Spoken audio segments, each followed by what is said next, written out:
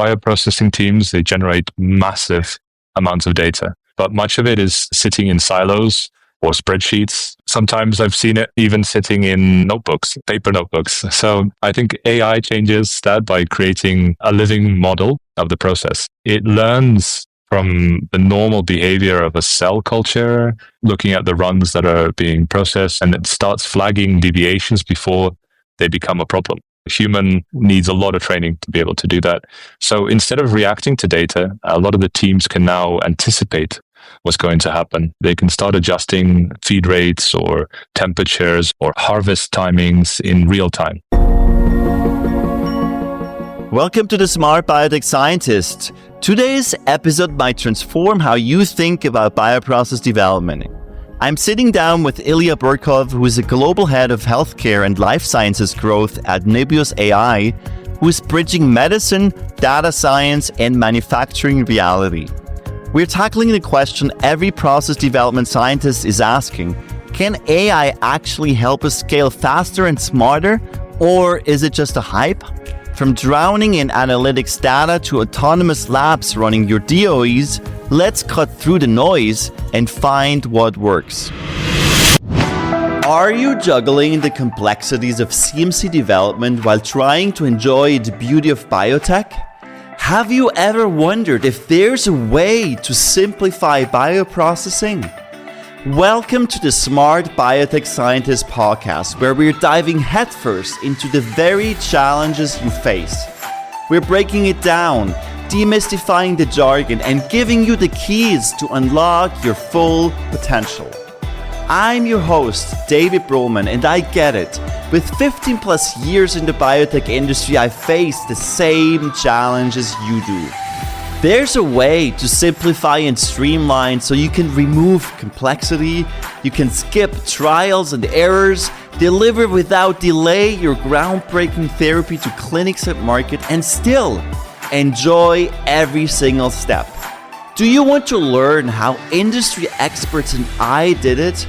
Grab a cup of coffee and your favorite notebook and pen. Now is the time to take your bioprocessing game to the next level. Let's smarten up biotech. Ilya, welcome. It's good to have you on today. Thanks, David. Really great to be here. Thanks for having me. Sure. Ilya, share something that you believe about bioprocess development that most people disagree with. So that's a great start to the session. I think most people still think that bioprocess development is mainly an experimental science, run more on batches, collecting more data, tweaking parameters, and so on. But I actually believe that it's becoming a computational science. And the best insights won't come from just the wet lab experiments. Relying on those is no longer viable. But from smarter use of AI and simulations, that's the key to the progress and the development that's been going on. The bioreactor of the future will be as much digital as it is physical. So a lot of people still believe that intuition and experience are what drive really great bioprocess designs, but I think that time is changing. And the new generation of models are trained on enormous biological and process data. And that's when they're starting to see a lot of patterns that we cannot. I believe that human expertise will continue to guide the strategy going forward, but AI will drive a lot of the execution. Yeah, it's definitely exciting to see where the industry is going to. And before we dive a bit further into this topic, let's talk about yourself, Ilya, because you have a unique background. Tell us how you started in medicine and now actually ended up in AI. That's quite a stretch, isn't it? And tell us a bit how this all came about. I'm really curious about your story. It's been a wild journey, David. I'm the global head of healthcare and life science growth here at Nebius. Based in the UK, I've been leading the vertical for about 14 months or so. We've already seen quite incredible innovation happening over that period. It's almost like you can say there's normal time and then there's AI time. It's like dog years, if you like. I joined Nebius with over 15 years of experience within this sector, within the healthcare and life science sector. Before my time at Nebius, I spent about 3 years at AWS Cloud Services, which was a great experience into the cloud, as they were initially the pioneers of a lot of the cloud technologies that we use today. And early on in my career, as you rightly said, I worked in the NHS, in orthopedics at Addenbrooke's Hospital in Cambridge. I worked on biomarker identification for early disease onsets, and particularly looking at things like osteoarthritis, osteoporosis. And before that, I worked in regenerative medicine. I also dabbled in some biomedical engineering as well. And kind of combining all of those things, I've always been fascinated with how biology works as a system. It's messy, it's complex, but at the same time, I think it's very incredibly elegant. During my PhD, I spent hours and hours watching how small processes are changing everything. And later on, when I started working with a lot of the large scale AI and compute infrastructure, that's when I realized that this is exactly the kind of complexity AI was built for. That's what for me was the aha moment. AI could finally let us see, predict, and really optimize biology in a way that human intuition could never do on its own. So medicine taught me how fragile and complex life is, but technology has really been able to show me how powerful data can be. And that's what really fascinates me. And I know that AI would fundamentally reshape how we design and manufacture a lot of the biologics going forward. We are in AI times, as you said. It's amazing. On the other hand, there is a huge challenge because now as a bioprocess scientist, you're drowning in data. You can measure pretty much everything. You can generate a lot of data, but how do you actually make sense of this data and how can you leverage the data you're generating to make better decisions in real time? Yeah, you're absolutely right. Bioprocessing teams, they generate massive amounts of data, but much of it is sitting in silos or spreadsheets. Sometimes I've seen it even sitting in notebooks, paper notebooks. So I think AI changes that by creating a living model of the process. It learns from the normal behavior of a cell culture, looking at the runs that are being processed, and it starts flagging deviations before they become a problem. A human needs a lot of training to be able to do that. So instead of reacting to data, a lot of the teams can now anticipate what's going to happen. They can start adjusting feed rates or temperatures or harvest timings in real time to really protect the quality and the yield.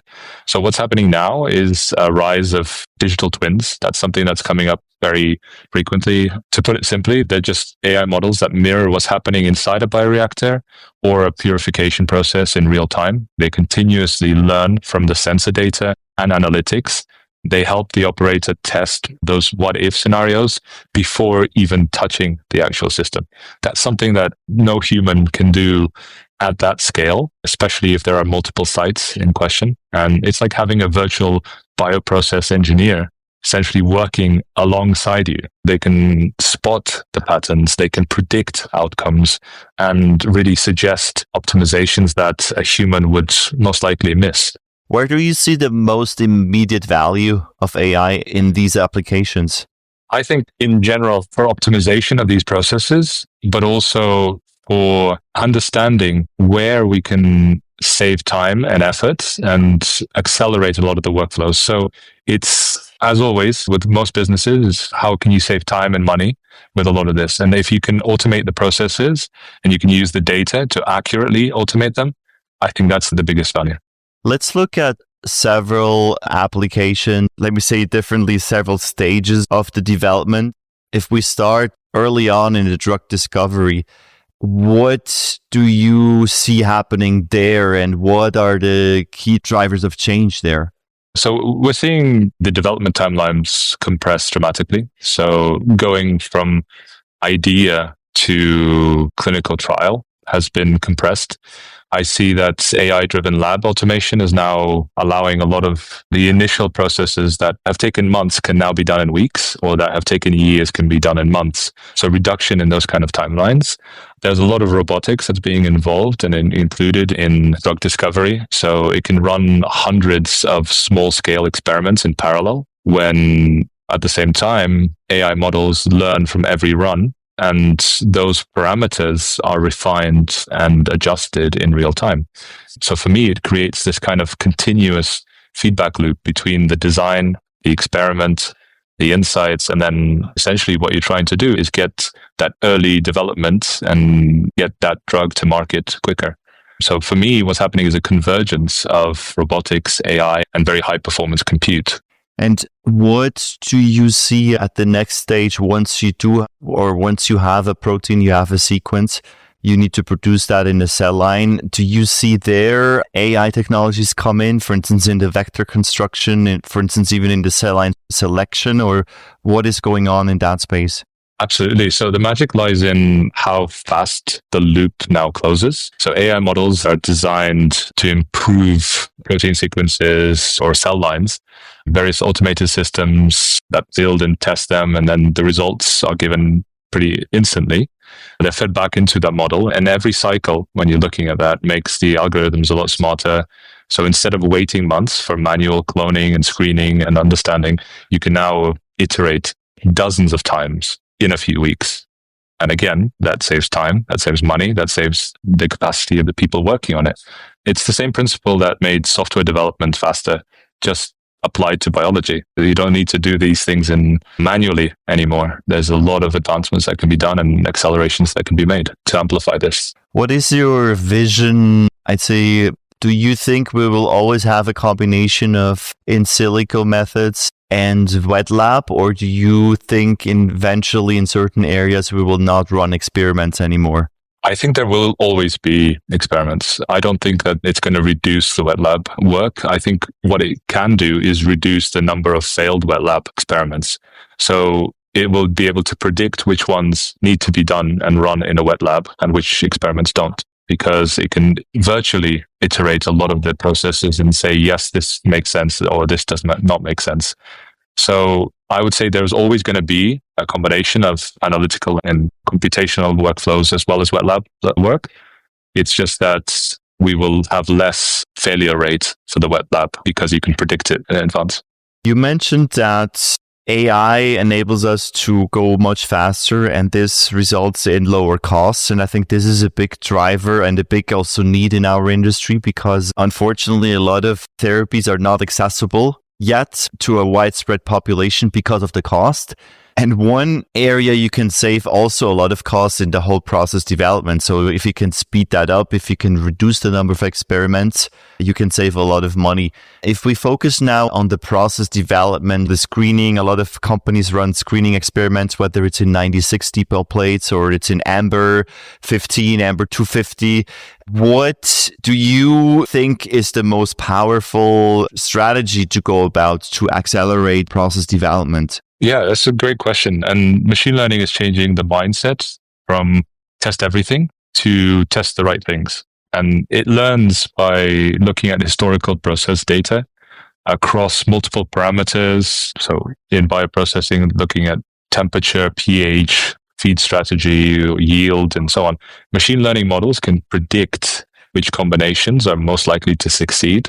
Instead of running hundreds of experiments, the teams might only need to focus on a few dozen to reach the same level of process confidence. And that's how you compress months of trial and error into a few targeted iterations. So even when you're looking at every bioreactor run that produces a huge amount of data, and historically most of it is just sat in notebooks and spreadsheets, as I said, machine learning models can now capture this data across these runs, learn from the patterns, link the process parameters, and understand how that affects the outcomes and the quality. So the more data that you feed in them, the smarter they get, meaning that the new experiments adds exponentially more insights, and that results in itself into a faster, more robust process with fewer total runs.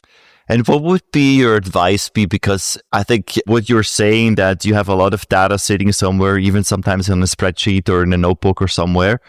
I think bigger pharma, they have done a lot of work in that to streamline that. But I think where it can be challenging is in a smaller company or a mid-sized company, where you either don't have the expertise in-house or you just don't have the resources because you have to focus on your asset. What would be some simple strategies to store your data at the same place or in the same format or whatever that might be to leverage your data? I mean, it really depends on the workflow and what you're used to, how you handle the data, actually getting access to it. But cloud seems to be a very good answer to that, because there's a number of locations that some of this information is coming from. You need to make sure that it's happening in real time. You need to have continuous understanding of what data you have access to. When you're looking at GPUs and using them as a powerful tool for a lot of this acceleration, again, doing that on-prem and in one site is a limiting factor. I'd say accelerating the typical workflows, adding the data into the cloud infrastructure that's safe and secure would be the biggest kind of starting point for that.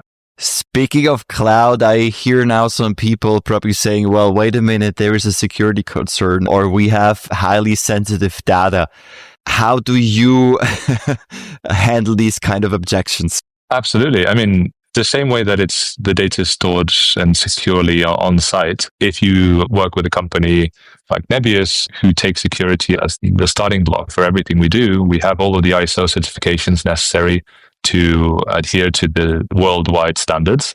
We have SOC 2 Type 2, we have HIPAA, we have all of the essentials for storing the data, but also we have the specific locations, which are very, very secure in the sense that even the locations themselves, when they build a data center, there are standards that need to be adhered to, that if there are any fires in the nearby area or if there are any conflicts in the geography, the data center is fully secure and fully protected, both from environmental factors, but also the risks of hacking or physically actually getting in. Those are very high level, high secure facilities. You can visit some of our data centers that we have around and you'll have to get your passport out just to enter. Now, a lot of people are talking about using AI, machine learning models, digital twins in the development space. I think a lot of people have found ways or powerful ways to significantly reduce experimental runs and leverage data and to predict outcome. I would like to have your perspective on what comes after the process development when you scale up into your large scale, whether it's a pilot scale or even commercial scale, because that's usually where a lot of things can go wrong if you have not done the homework.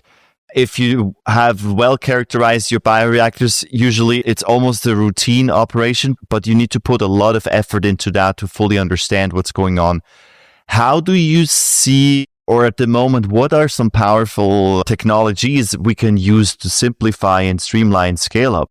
Yeah, absolutely. I mean, scale up is where biology meets economics. And it's also where a lot of the good ideas fail. And I'd say that AI helps by identifying a lot of the scale-ups that are at risk before they're expensive. And model training on multi-scale data from lab, pilot, or production runs can predict how parameters like mixing, how oxygen transfer, or shear stress will change at larger volumes. So that lets teams adjust the process early rather than discovering issues after investing millions into a new bioreactor suite or whatever workload that they have.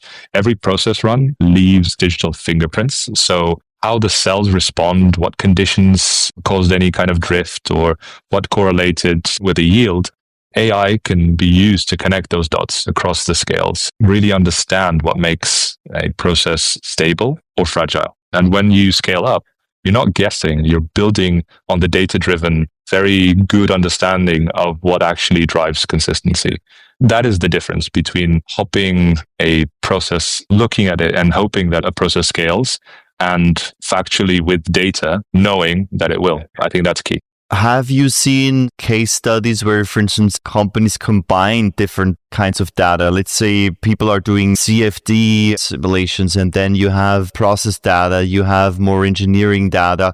How does AI facilitate that actually? Because I think AI is pretty good at connecting the dots between various data sets and very diverse things. What are you seeing there? Yeah, absolutely. AI is very good at doing very targeted workloads, and it's up to the human to connect those outputs from individual workloads. It's not going to do something for you unless it's trained to do that. So as you said, if you're looking at one process, you find the results. You look at the next process, you find the results. The human is then in the loop to understand which direction we need to take, which information we feed back from one process to another, and see how we can combine that. So AI is not going to do it for you. There's no AI button. It's just that it's going to help you to do that workload faster. You can have all of those records, you can have all those process deviations, everything in place. Generative AI is transforming how a lot of these companies make sense of the data. They can look through PDFs in real time. They can look at spreadsheets or handwritten logs. But it's the scientists who can qualify and quantify that just to make sure that they're heading in the right direction. I think that's the best way to explain it. In terms of efficacy and lifestyle, there's a lot of historical data that needs to be done. Without having the person in the loop, there's no efficiency on that. That's where we'll pause our conversation with Ilya Burkov. We've explored how AI is moving from buzzword to bioprocessing tool, helping you make sense of mountains of data, optimize upstream and downstream operations, and slash development timelines through autonomous experimentation. In part 2, we'll tackle where you should store your data and what the factory of the future actually looks like. If this resonated with you, leave a review on Apple Podcast or your favorite platform. It helps fellow scientists like you discover these conversations. See you next time. All right, smart scientists. That's all for today on the Smart Biotech Scientist podcast. Thank you for tuning in and joining us on your journey to bioprocess mastery. If you enjoyed this episode, please leave a review on Apple Podcasts or your favorite podcast platform. By doing so, we can empower more scientists like you. For additional bioprocessing tips, visit us at smartbiotechscientist.com. Stay tuned for more inspiring biotech insights in our next episode. Until then, let's continue to smarten up biotech.